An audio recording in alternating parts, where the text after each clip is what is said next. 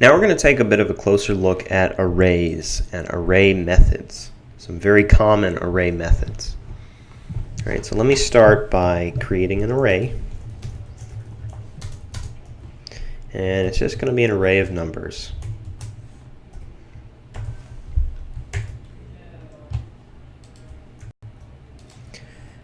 Let me check my variable. Okay, there's my array.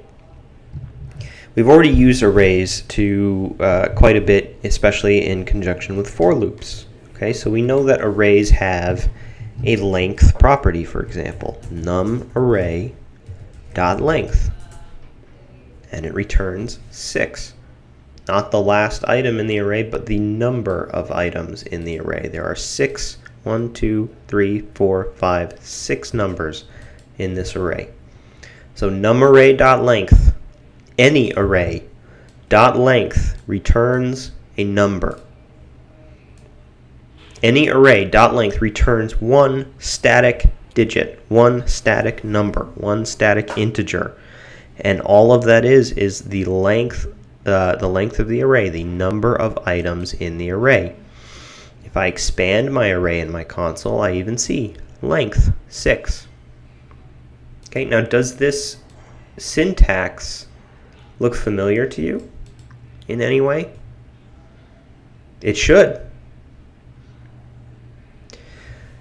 What it should tell you is an array is actually an object in disguise. This numarray here, we're capable of declaring it like this and using these square brackets, and the JavaScript browser reads it as we would expect it to.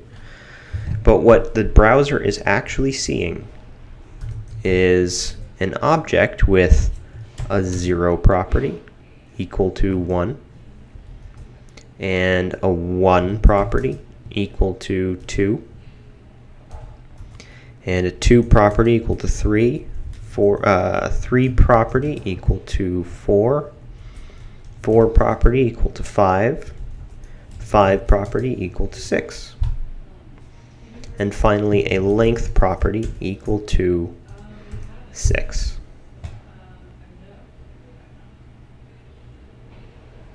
Okay, now we are not actually capable of writing an object like this for a couple different reasons. Mostly the fact that we can't start object properties with numerals like this. But that's neither here nor there. We would never choose to write an object like this. This, however, is the object that the JavaScript browser is seeing when it reads this array.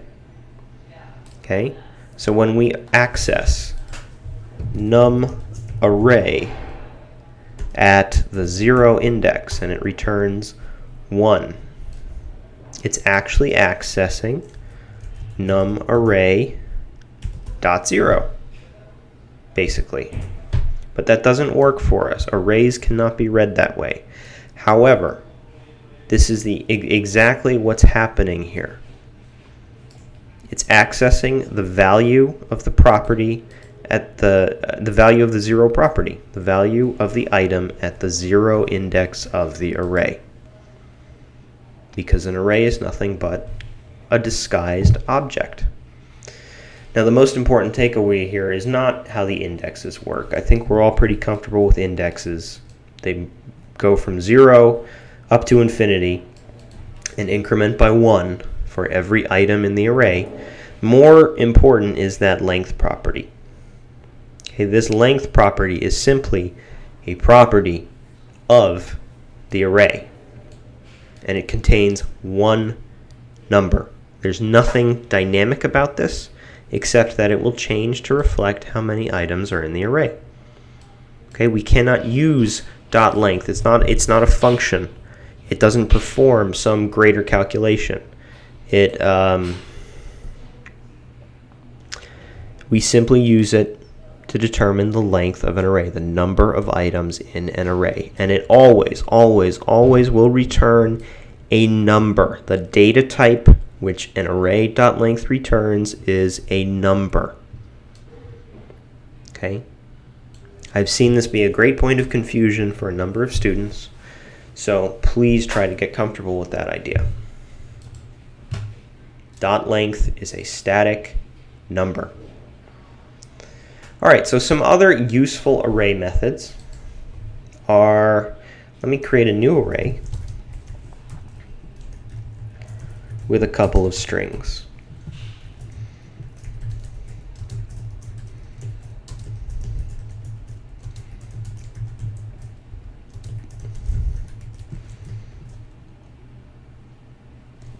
Okay, so here's a couple of strings, a couple of names contained in an array called new array. And I'm going to try to sort this array in alphabetical order using JavaScript. So in my console, I'm going to call new array. Let me save, reload. Okay, this is what new array contains or returns. But there is a function called dot sort, or a method called dot sort. And what this does is actually alphabetizes an array of strings. CHCOEMS. It has alphabetized the names in this list, dot sort. So that's what dot sort does. What would happen though if we wanted to sort an array of numbers in, say, increasing order? Okay, so we had 52, 79, 33, 1, 108. Okay, so that's an array. If we exercise dot sort on an array like this, an array of numbers, that's not right, is it? But you can kind of see what it's doing. It's actually sorting the numbers in this array by the value of the very first digit. So 1, 1, 3, 5, 7. In that sense, it works. But from human understanding, these numbers are not sorted in numerical order. They're not sorted in numerical order. But we can still use dot sort to do exactly that. What we need to do is feed it an argument. Okay, and remember, whenever you give an argument to a function, it goes inside those parentheses. This is going to feel like a complicated bit of code, but it's actually not. So bear with me for a moment. I'm going to run the exact same line, except I'm going to open up that dot sort function, and inside of it, I'm going to use a function, an anonymous function, as an argument. And this function inside is going to take two arguments itself, a and b. And what this function is going to do is it's going to return a minus b.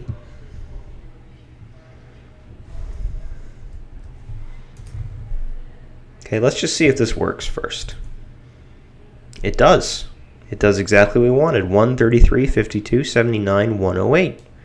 This function has performed exactly the way we wanted it to. It numerically sorted in ascending order our array of numbers. So what's actually happening here?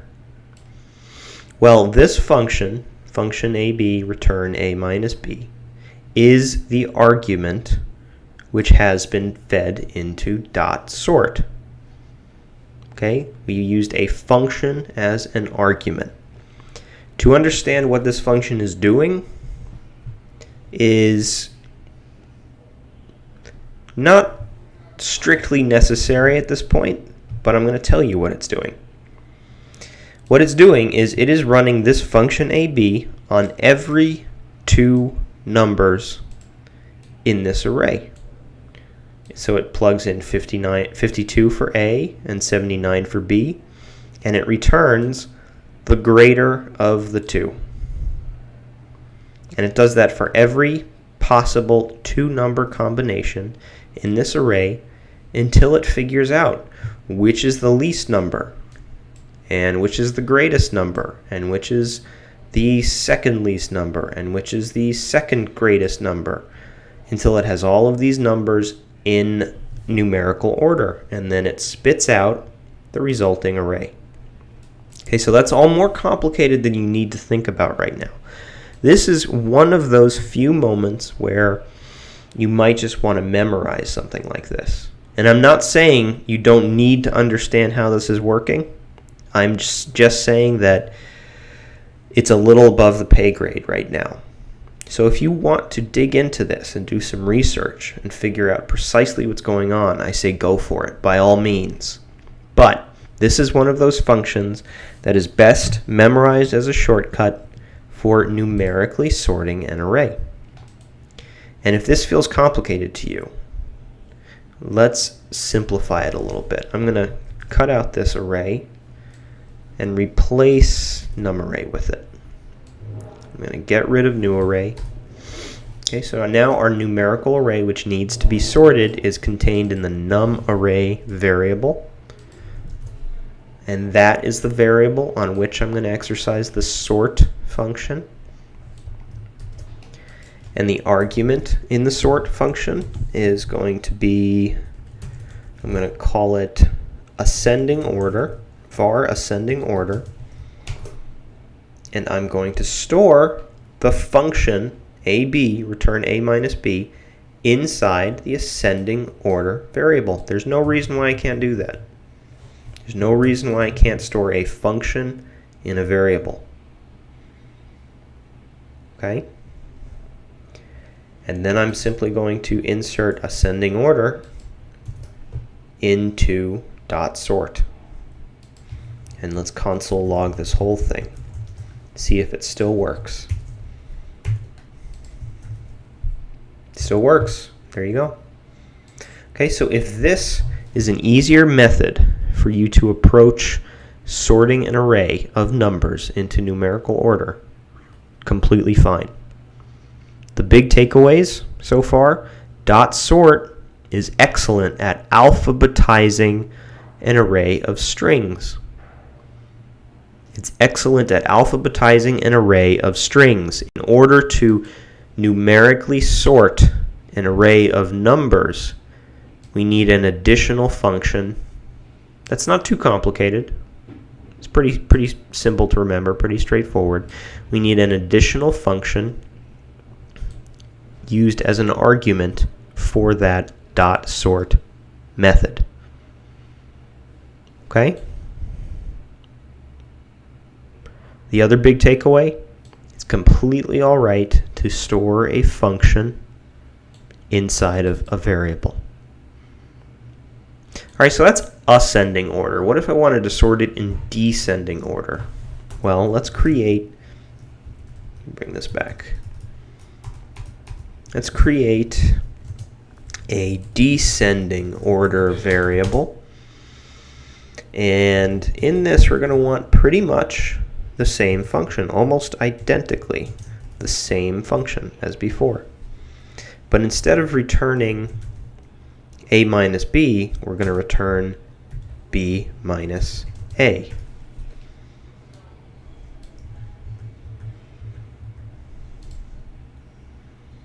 Return B minus A. And now let's copy this console log and change ascending order to descending order. So the first console log is going to print numarray sorted with the ascending order function, and the second console log is going to print numarray sorted with the descending order function. Save, reload, and there we go. We have numarray sorted in ascending order, followed by numarray sorted in descending order. So go ahead and practice this. Practice just setting up these ascending and descending order variables. Okay?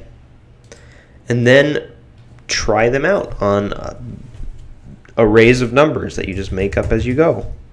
So I'm going to just type a bunch of numbers at random here, create an array, and I'm going to sort it with the descending order function, which is defined in my JavaScript.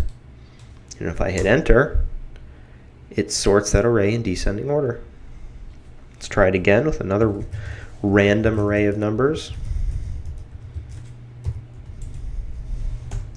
And I'm going to sort this one with the ascending order function. And it sorts it in ascending order. Okay, so it doesn't matter what the array is, as long as it's an array of numbers, these two functions are going to work perfectly when plugged into the sort method. Okay, so the final takeaway here, beyond the fact that you can store functions in variables like this completely safely, is we can also use functions as arguments within other functions. We can use functions as arguments in other functions. Now, this is going to require a much longer video to address functions as arguments, but we're going to take it one step at a time.